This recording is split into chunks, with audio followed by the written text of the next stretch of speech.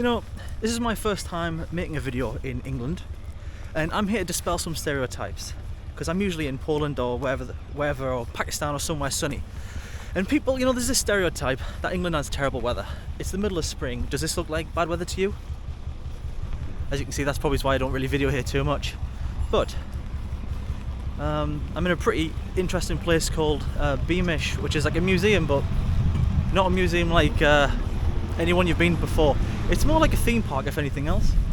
So it's this quite expansive place, and everything's sort of old-timey. So you've got trams, you've got buses, there's like towns, as we can see here. We've got the Holmes farm, the pit village, the town, the fairground, and the station. And everything's sort of a bit of a throwback. So we've got cornflakes, we've got gold flake cigarettes, we've got baking powder, all the old advertisements, all the old trams, and they're all in working order. Yeah, so we'll have a little explore about.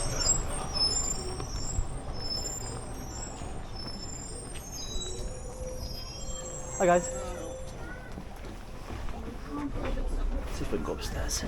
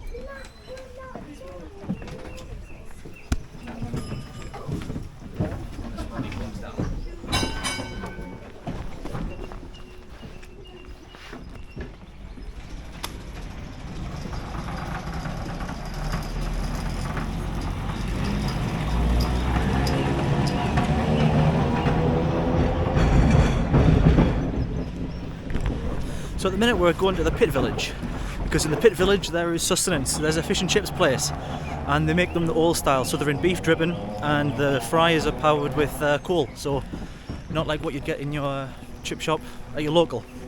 So we'll have a pop down there, get something to eat, because it's very cold and very wet. Typical English weather. So we can see there's the pit village with the pit cottages, and there's a small school there, and the small rail line. I think that's a small gauge there. So this whole place, it's basically like you've been plucked out and dropped in another time period. It's all based around the northeast of England. So if you don't know anything about the northeast, because I know most of my subscribers are from Poland and Pakistan, but basically, like, if you were born here 100 years ago, you did one of two jobs. You either built ships or you worked in a coal mine. That was basically it. I can smell the coal burning for the fish and chips, but I don't know where the fish and chips are. I'm not sure of the train.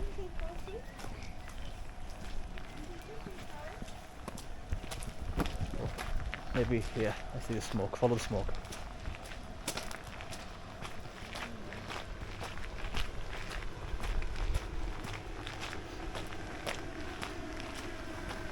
Fried fish and chip potato restaurant. Davies.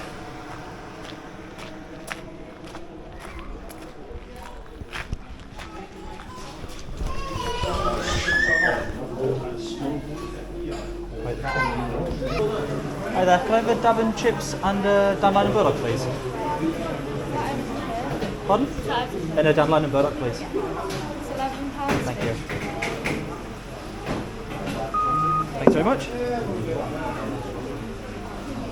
want your receipt? No, it's fine, thank you. Thank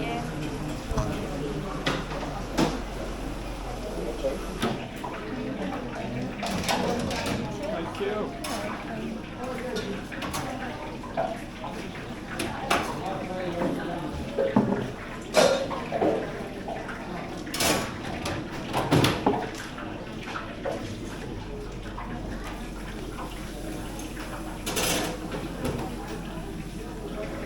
Cheers, mate. Merci, double chips. Yep, thank you very much.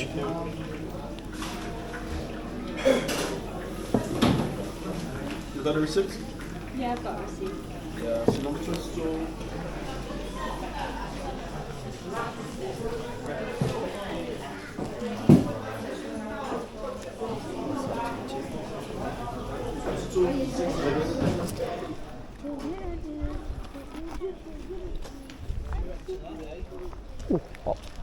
So, I've made it out of the chip shop. It was exceptionally busy and there was nowhere really to sit in there and video without disturbing everybody, so I figure we'll come over to the wet benches where it's a little less crowded and we'll eat some nice fish and chips. I'll set yous down somehow without dropping yous.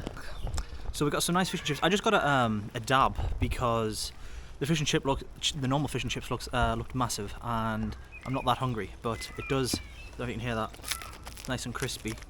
Nice white fish in there. I put plenty of salt and plenty of vinegar on, although it's difficult to get the vinegar on the chips underneath.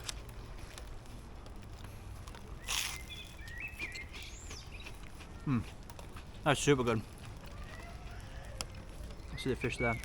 Lovely white fish on the inside, nice and crispy.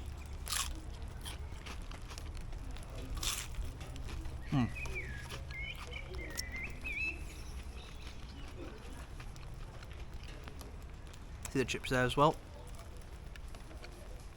Lovely.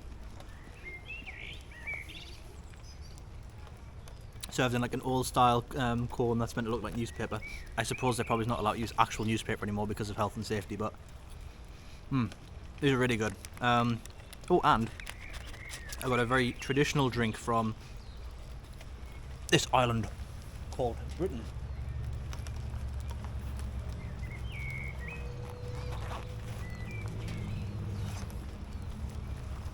I got some dandelion and burdock. Now, if you're not from England, you probably have never heard of dandelion and burdock. I don't even know, it might even be a very northern thing more than anything.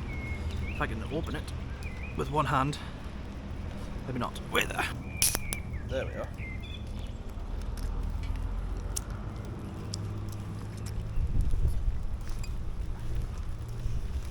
So you can see colour-wise, it looks a little bit like a cola, but it's far from that. The closest thing would be sarsaparilla. If you've ever had sarsaparilla, it tastes like dandelion and burdock basically. Hand-picked dandelions, burdock thistle root, star anise flavour, and sparkling spring water blended to make this lightly spiced classic. There we can see. So it's you can get it in alcoholic form as well because it's brewed sort of like a beer traditionally, but it's literally dandelion like the flower and burdock like the root you get out of the ground.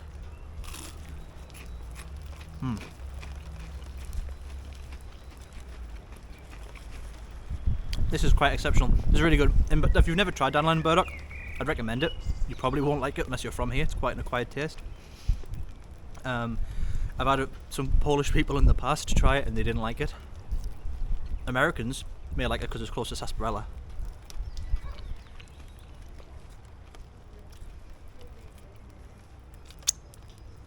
I put the price on the screen as well here because I did see the sign in there.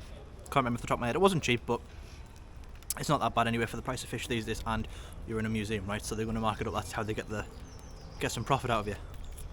But I think the fish and chips would have been a bit much because I'd probably eat some more things on this adventure because there's a bakery, sweet shop, and other bits and bobs in the other towns.